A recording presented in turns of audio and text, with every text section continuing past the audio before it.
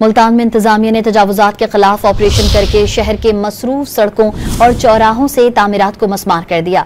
तर्जुमान MDA enforcement team ने चौक जबल फाटक और फ्लाईओवर, अजीज होटल चौक, डेरा अड्डा, नवा शहर चौक और कलमा चौक पर कार्रवाई की। आर्ट्स काउंसिल चौक, MDA चौक, रजाबाद चौको, सूरज मियानी रोड पर भी तजावुजात के खिलाफ हैवी मशीनरी इस्तेमाल की गई। ऑपरेशन के दौरान रेडियो को कब्जे में ले लिया गया।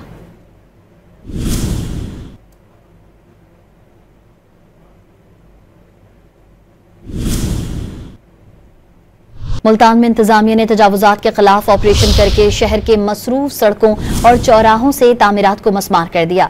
तर्जुमान MDA इन्फोर्समेंट टीम ने चौक जबल फाटक और फ्लाईओवर, अजीज होटल चौक, डेरा अड्डा, नवा शहर चौक और कलमा चौक पर कार्रवाई की। आर्ट्स काउंसिल चौक, MDA चौक, रजाबाद चौको, सूरज मियानी रोड पर भी तजावुजात के खिलाफ हैवी मशीनरी इस्तेमाल की गई। ऑपरेशन के दौरान रेडियो को कब्जे में ले लिया गया।